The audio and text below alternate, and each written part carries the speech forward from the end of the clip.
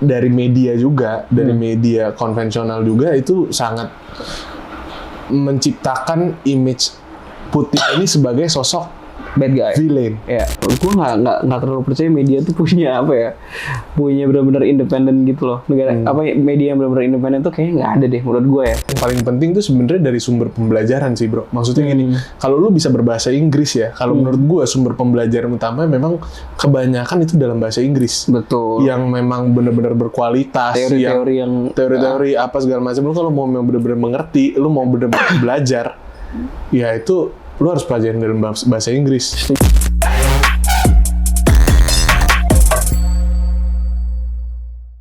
Nah, ngomongin perang ini nih bro nih, gue juga banyak banget yang gue lihat miskonsepsi terhadap perang Rusia Ukraina ini. Dipikir tuh, gue nggak tahu kenapa ya, tapi memang dari media juga, dari media konvensional juga itu sangat menciptakan image Putin ini sebagai sosok bad guy, villain, seorang penjahat gitu. Dan gue lihat banyak banget orang seumuran kita itu yang nggak paham sebenarnya apa yang terjadi, tapi seolah-olah menyetan-nyetankan gitu loh. Kayak wah itu Rusia tuh emang parah lah apa segala macam gitu. Ya kalau dari gue ya, makanya kalau gue coba cari tahu lebih dalam, karena kan gue maksudnya yang atau ya gue entah kenapa interest aja untuk bidang-bidang kayak geopolitik kayak gini, gue suka baca aja gitu, walaupun gue bukan ahli dalam bidang ini. Cuman sepemahaman gue yang gue baca itu ya gimana ya, maksudnya Rusia dan Amerika ini kan dua negara adik kuasa yang dari dulu udah sangat-sangat apa ya, besar, sangat-sangat kuat. Even perang dingin mereka juga apa ya saling menunjukkan kekuatannya mereka. Nah, terus akhirnya di mana mereka akhirnya damai nih. Semua damai. Walaupun juga ya pasti adalah tensi gitu ya. Cuman terakhir ini adalah yang bikin pemicu itu kan si Ukraina ini ujung-ujungnya mau masuk NATO. Nah, gue mikir kan, maksudnya kalau gue memposisikan nih, misalkan Amerika, atau gue nggak bilang Amerika, misalkan negara apapun itu, misalnya dia punya track record buruk nih sama kita, bukan buruk juga ya, maksudnya punya track record pernah bermasalah sama kita, dan juga negara adik kuasa yang punya power gitu kan. Nah terus dia ingin menempatkan suatu base atau suatu rekan negara yang dekat juga gitu ya di sekeliling batas negara kita. Otomatis kita kan juga akan kita punya concern untuk hal itu gitu loh. Kenapa? Karena ini adalah negara yang ya udah ini berbatasan sama gue loh. Lu jangan ajak-ajak dia untuk ngapa-ngapain gitu loh. Karena ini benar-benar berhubungan dengan keamanan negara gue. Kalau misalkan ya kita pakai analogi aja. Kalau misalkan si negara ini mau set up base perang di situ, terus kayak misalkan ada roket-roket peluncur apalah segala macam persenjataan di sana, itu kan bisa jauh lebih mudah kan aksesnya, karena negara ini sekarang udah jadi temannya dia gitu loh. Nah maka dari itu kan gue otomatis kalau gue berada di posisi si Putin, gue akan melakukan hal yang sama karena gue concern sama keselamatan rakyat gue dong, kayak gitu. Karena ada yang namanya buffer state. Buffer state itu kayak negara di antara perbatasan kita yang negara netral gitu loh. Nah itu harusnya nggak boleh diganggu dan harusnya semua respect tentang hal itu, karena ya walaupun gimana ya kita nggak bisa mengabaikan lah bahwa ada negara adik kuasa yang benar-benar punya superpower. Maksudnya Ukraina memang punya kedaulatan, dia bebas berhak untuk ngapain aja. Cuman kita harus paham juga bahwa kita hidup di pergaulan internasional yang emang situasinya itu seperti itu. Gitu menurut gua. Soalnya banyak yang nggak tahu juga sih bro. Sebenarnya itu ada treaty-nya juga bahwa US itu udah sempat menjanjikan bahwa tidak akan memperluas NATO ke arah timur, timur kalau nggak salah. Terus juga tidak akan mengajak Ukraina itu dalam aliansi NATO. Tapi yang orang nggak tahu, orang-orang nggak tahu nih, yang kebanyakan Gen Z ini cuman ngerocos aja gitu. Ini gue juga itulah concern banget gue bro, karena Gen Z zaman sekarang dikasih apa sama media udah masuk aja tuh. disuapin apa ya udah itu aja yang ditelan Iya. gitu loh, nggak dicari tahu. Dan gue banyak teman gue yang gue tahu yang nggak begitu paham soal hal ini gitu. Tapi vokal. Iya, vokal kayak seolah-olah wah paling tahu lah gitu. Iya. Yang orang-orang nggak tahu ya itu bahwa mereka tetap memajukan garis Iya. perang itu, garis NATO, maksudnya base apa dia bilang sebutnya ya, line base of defense atau apalah gitu ya. Garis itu tetap diekspansi, bahkan secara track record juga Amerika sempat bantu Iya. pemerintahan Ukraina yang pro Amerika untuk naik. Ya Zelensky itu presiden, dia memang terkenal pro Amerika, dibantu, difunding untuk naik. Jadi banyak hal-hal yang sama media nih dibuat rancu gitu. Terus ya udah sama generasi muda udah ditelan-telan aja gitu. Sebenarnya gue nggak menyalahkan juga sih, karena gimana ya, namanya media tuh kan, gue nggak terlalu percaya media tuh punya apa ya, punya benar-benar independen gitu loh. Negara apa media yang benar-benar independen tuh kayaknya nggak ada deh menurut gue ya. Kayak pasti ada aja kepentingan yang dibawa, pasti kayak gitu loh. Nah menurut gue kebetulan banget ya terutama teman-teman kita pasti kan banyak mengaksesnya itu adalah berita-berita yang misalkan CNN atau CNBC atau apapun itu yang sebenarnya kan itu udah jelas-jelas dari ya negara-negara Amerika ini gitu loh. Maksud gue ya mereka dapat aksesnya itu dan mereka nggak coba mencari tahu, mungkin karena memang nggak terlalu interest, ya akhirnya mereka langsung mengambil kesimpulan. Walaupun gue juga nggak memungkiri ya, mungkin di sini gue juga salah, atau mungkin ada fakta-fakta yang gue nggak tahu, gue juga nggak ngerti juga. Cuman berdasarkan apa yang gue baca dan gue pahamin, ya gue sekarang cenderung ya udah gue paham banget gitu sama Rusia, kenapa dia bisa sampai segitunya, karena ya ini demi keselamatan rakyatnya dia gitu loh. Nah makanya kenapa gue bisa kagum banget sama si Putin itu, karena ya maksudnya itu kan untuk lu menyatakan perang atau melakukan ya itu bukan suatu keputusan yang mudah. Iya, bukan suatu keputusan yang mudah, karena negara lu akan suffer bro. Iya. Secara ekonomi terutama, lu lihat Rusia diapain coba soal itu kan gila kan. Semua apa di ban. Iya. Walaupun di blow up itunya Nord Stream pipeline. Wah, iya. Kita nggak tahu sih itu yang blow up. Ya mungkin accident nggak tahu ya. Iya, walaupun kayak ya menurut gue hebatnya si Putin itu, walaupun udah dibombardir kayak gitu, sekarang menurut gue ya dari apa yang gue baca dan gue dengar, terutama ada podcastnya Helmi Yahya. Ya itu gue ngeliatnya, ini ternyata si Rusia ini seperti ini loh gitu loh. Maksudnya dia udah dibombardir kayak gitu, dia masih bisa keep strong gitu loh. Bahkan makin menyatu gitu negaranya. Lu bayangin deh, dolar Rusia itu bener-bener di ban sama Amerika. Sedangkan kan dolar kan buat cadangan devisa tuh salah satu mata uang yang paling sering digunakan buat cadangan devisa kan. Itu juga blow gue sih bro. Karena kayak itulah ketika negara punya overpower ya. Betul. Ketika suatu negara punya overpower ya kita semua menggunakan US dollar. Bisa semena-mena kayak gitu. Ya gue ngerti sih, gue paham sih bro. What's at risk, karena perang gitu loh. Emang ini juga itu yang gue bilang sih, bukan suatu keputusan yang mudah. Makanya tadi gue bilang seorang pemimpin tuh harus tahu bro. Nah gue juga sangat masih menjadi dilema sebenarnya. Perang ini sebenarnya jalan yang baik apa enggak sih? Karena kan kita ngomongin ini kan kehidupan manusia bro. Banyak nyawa manusia yang hilang. Betul. Itu benar-benar bukan satu hal yang nggak bisa dijustifikasi menurut gue. Apapun alasannya gitu loh. Ya kan. Gue setuju tentang itu. Iya kan. Tapi ya bener, lu jadi Putin juga lu harus apa ya? Lu harus make decision bro. Sooner or later kalau lu di-push kayak gitu terus, sooner or later menurut gue itu akan terjadi. Makin maju gitu kan. Perang itu akan terjadi menurut gue sooner or later gitu. Cuman ya memang sangat disayangkan aja sih. Nah itu gue masih di luar nalar gue sih. Amerika bisa menggunakan kekuasaannya kayak gitu. Menurut gue ya sangat sewenang-wenang gitu. Walaupun itu akhirnya merugikan mereka akhirnya. Walaupun akhirnya merugikan mereka juga, benar. Karena kan maksudnya oke, kita semua percaya sama dolar kan, karena maksudnya dolar itu kan salah satu mata uang paling stable ya. Justru itu menurut gue jadi bikin kita jadi nggak percaya lagi sama dolar. Betul. Makanya muncul kayak BRICS. Muncul ya alternatif lain, Iya, bahkan udah ada lain kayak mau pakai Bitcoin lah atau apa segala macam ya kan. Iya. Tapi menurut gue kita butuh alternatif lain sih. Iya betul. Menurut gue juga.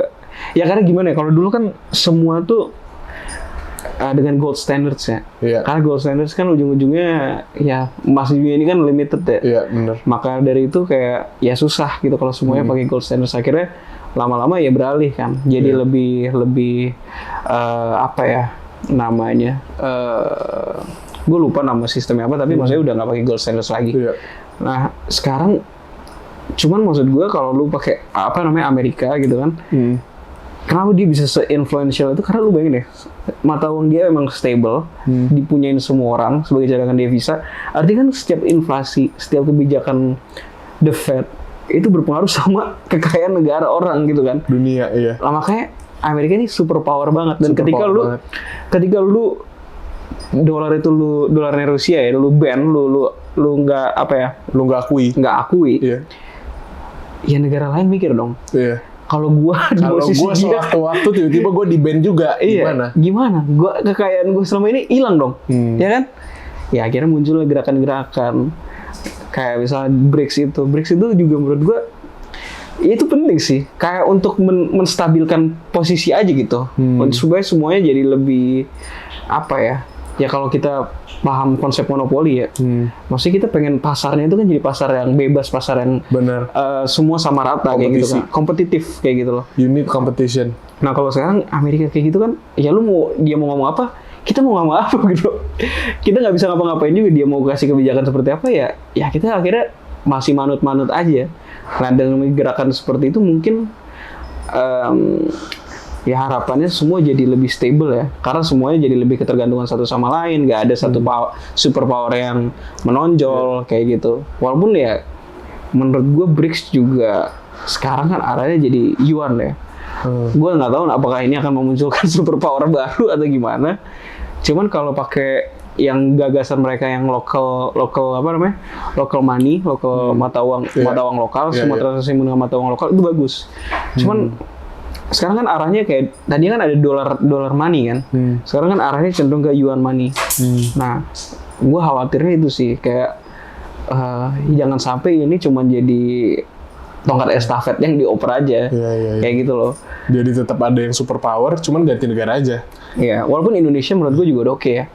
Kan katanya kemarin gue baca berita juga di ASEAN juga mereka akhirnya salah satu yang vokal juga untuk de-dolarisasi menurut gue. Dan ya itu bagus gitu loh. Kita butuh something else yang bisa kita lebih andalkan, jangan ke satu negara yang super power kayak gitu loh. Itu sih menurut gue. Terus itu tapi Indonesia sekarang bro, menurut gue ya. Pemimpin sebenarnya Pak Jokowi sih lumayan, kalau untuk dunia internasional lumayan berani bro, menurut gue. Gue setuju. Walaupun gue nggak setuju sama semua gagasannya dia, tapi untuk hubungan internasional dia berani loh. Kayak misalkan dia tentang IMF, bahkan yang terbaru WTO yang soal dia nge-ban untuk semua hilirisasi nikel di Indonesia. Itu kan kebijakan-kebijakan yang menurut gue itu sangat wow gitu. Berani loh dia kayak gitu loh. Untuk nentang institusi-institusi sebesar itu kan nggak segampang itu gitu loh. Dan ujung-ujungnya ya industri di Indonesia juga thriving juga karena itu menurut gua salah satu poin plusnya Pak Jokowi sih menurut gua. Jadi lu setuju Pak Jokowi 3 periode?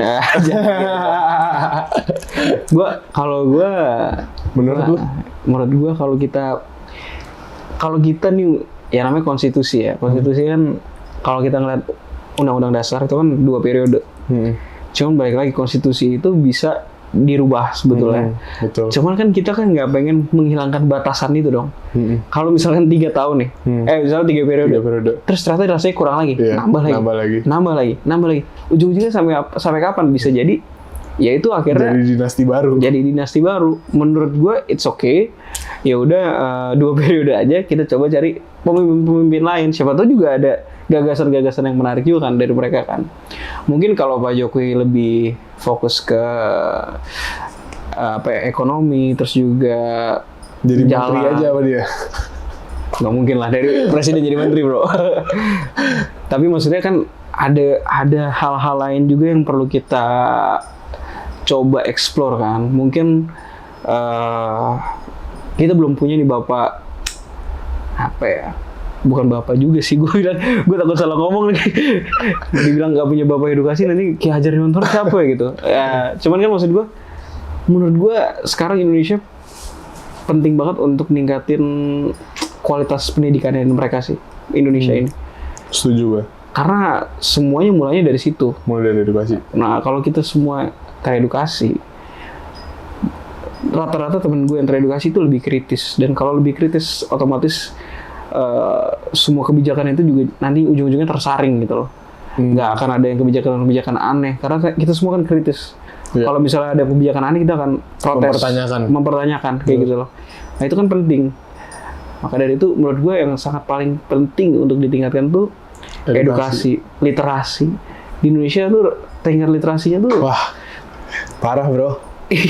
Parah banget. Parah. Nah itu dia tuh, itu yang harus Gue lupa anda sempat bikin video juga tentang literasi Indonesia tuh. literasi Indonesia. Ada datanya, kita peringkat bawah banget deh bro. Bawah pokoknya. banget kan? Bawah banget di antara negara-negara lain. Terus menurut gue juga Indonesia sangat penting misalnya punya skill juga masyarakatnya ya, punya skill untuk komunikasi deh. Komunikasi dengan bahasa lain. Bahasa Inggris kah, bahasa Mandarin kah, bahasa apapun itu. Karena ya balik lagi ya, gue kalau misalkan kita nggak bisa ngomong, nggak bisa berbahasa kayak gitu kan, kita jadi lebih sulit juga untuk mengemukakan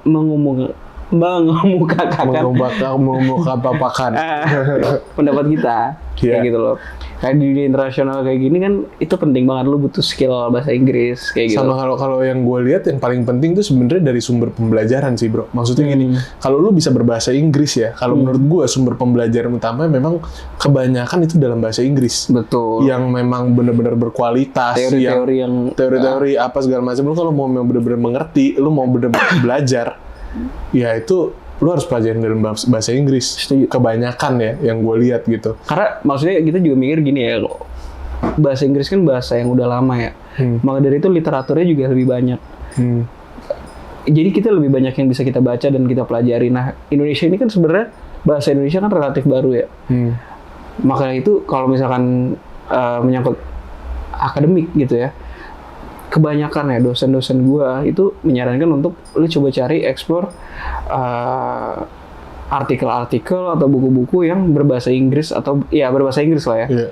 Kenapa? Karena Indonesia sebagai bahasa akademik itu belum lengkap. I see. Kayak misalkan ada kalimat-kalimat atau kata-kata bahasa Inggris yang kalau ditranslate ke Indonesia rasanya kurang pas gitu loh pengertiannya. Even kalau kita kita kan dulu satu kuliah kan, sarjana hukum kan. Penafsiran bahasa Belanda ke bahasa Indonesia juga nggak semuanya benar-benar bisa ditranslate secara tepat gitu loh. Maka dari itu ya penting banget punya skill dalam bahasa lain kayak gitu. Setuju sih, gue setuju. Iya. Ya sih, jadi maksud lu range of words-nya juga ya, penggunaan kata-katanya. Betul. Ya kan bahasa Inggris lebih banyak istilah-istilahnya. Kadang-kadang ada satu istilah yang mungkin kalau di bahasa Indonesia ini belum ada gitu. Iya, betul. Akhirnya kita pakai istilah lain yang bisa membuat artinya malah jadi rancu gitu. Betul. Iya kan? Iya. Walaupun bahasa Indonesia menurut gua perkembangannya sih sangat positif ya. Bahasa Indonesia tuh luar biasa sih menurut gua. Karena gue bisa bilang begitu, kalau kita lihat ke tetangga kita misalkan bahasa Melayu, Malaysia, dia jauh lebih mixed up lagi, semuanya campur-campur, jadi semakin runyam, semakin aneh. Nah, maksudnya mereka tuh apa ya? Kalau kita belajar bahasa Indonesia, itu kan ada apa ya namanya ya? Ada teori-teorinya kan? Oke. Ada teori-teorinya, ada metode-metodenya segala macam. Oke, ngerti. Kalau di bahasa Melayu itu akhirnya karena mereka nggak punya pakem ya, karena semua orang punya bahasanya masing-masing. Jadi mereka batas itu jadi kabur gitu loh. Nah, jadi maka dari itu bahasa untuk mereka jadi bahasa akademik semakin sulit.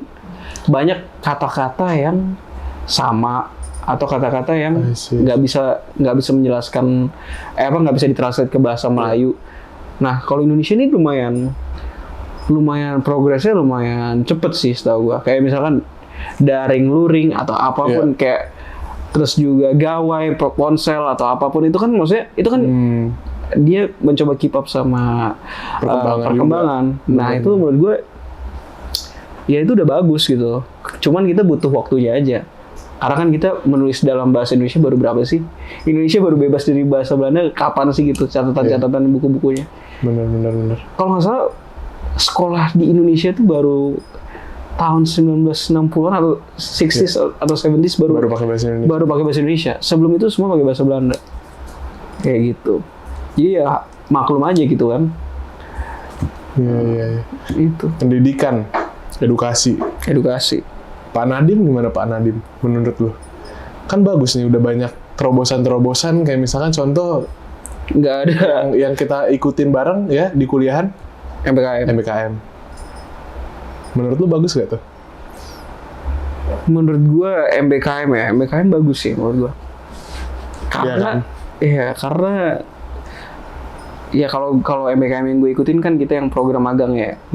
Yang program magang ini kenapa gue bisa bilang bagus karena kita jadi bisa explore juga. Maksudnya pekerjaan ini pas nggak sih sama kita? Atau kita bahkan bisa punya skill-skill yang mungkin selama ini kita belajar teorinya, kita tahu praktiknya seperti apa. Karena kan nggak semua teori itu sama sama praktiknya kan. Bener. Nah, kalau kita belajar yang lebih teknis, yang lebih real, bekerja kayak gitu, satu kita lebih ngerti, kedua kita punya perspektif yang lebih luas juga, kita tahu teori, kita tahu prakteknya seperti apa, kayak gitu kan. Yang ketiga kita juga bisa tahu lu bener cocok nggak sih di sini gitu loh. Karena kan nggak semuanya punya privilege kayak gua itu. Mungkin ya kan. Ternyata nggak jadi hukum. Ya kan. Padahal magang juga gue magang. Tapi kan nggak masalah gitu kan. Nggak masalah dong. Nggak masalah. Yang penting kan tetap dapat ilmunya. Ya itu sih menurut gue itu bagus juga gitu loh. Nah sekarang ada program baru. Kalau nggak salah gue juga kemarin belum baca lebih detail sih. Sekarang nggak perlu ada skripsi atau tesis atau apapun itu kan. Ya menurut gue itu juga something yang bagus sih karena kayak MBKM kan udah nggak perlu skripsi juga bro.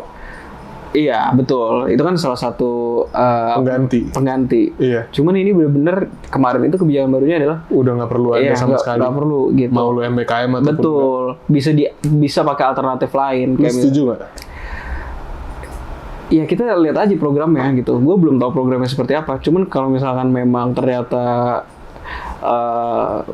ilmu yang kita dapat lebih banyak, kenapa enggak gitu kan? Kayak misalkan di luar negeri juga ternyata nggak semua juga harus pakai skripsi atau tesis gitu kan. Bener. Kayak project-project yang lain juga semua bisa dieksplor gitu loh. Ya, menurut gue udah bagus sih perkembangannya sebenarnya. Gitu.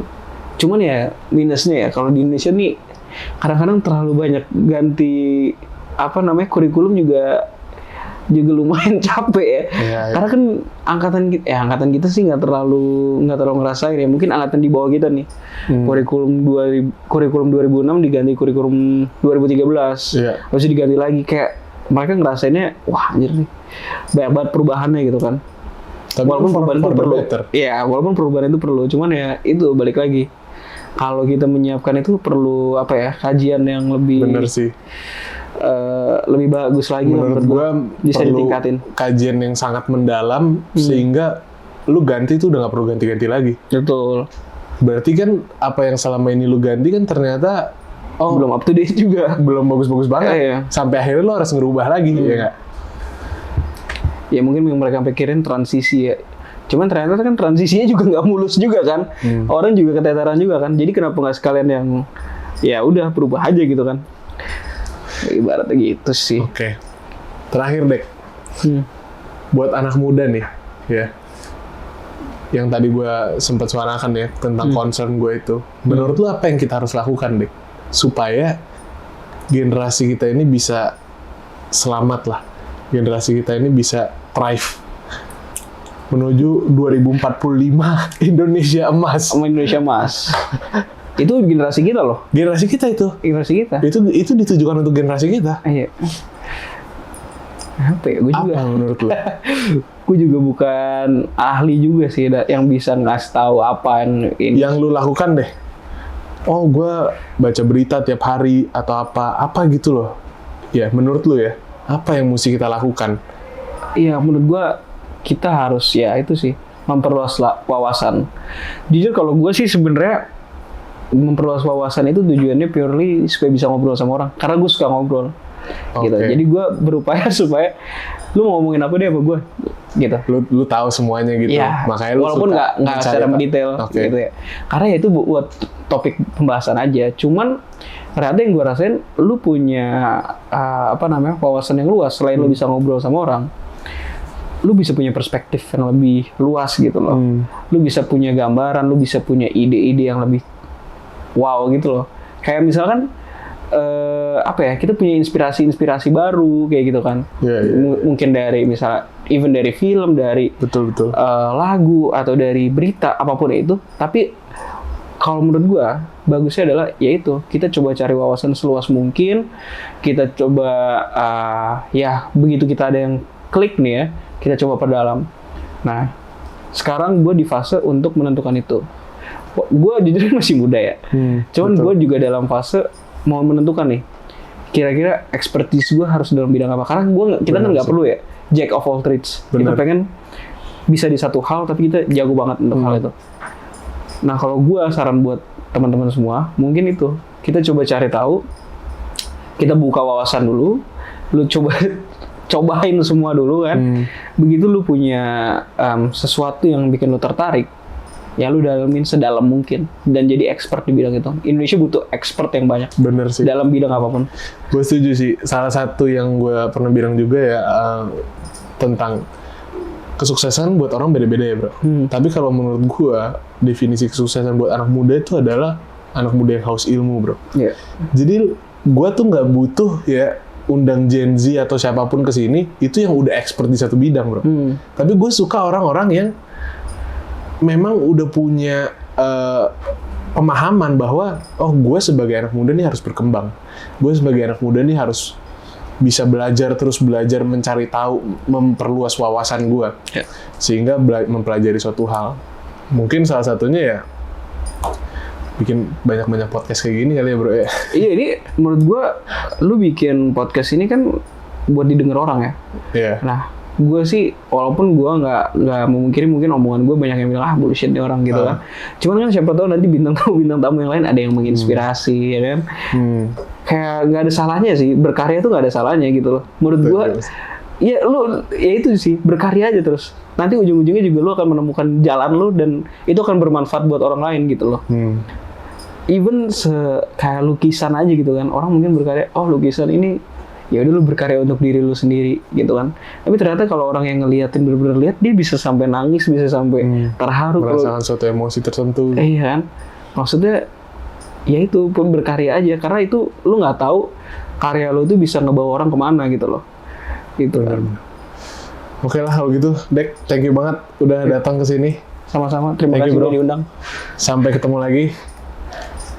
Oke, bye.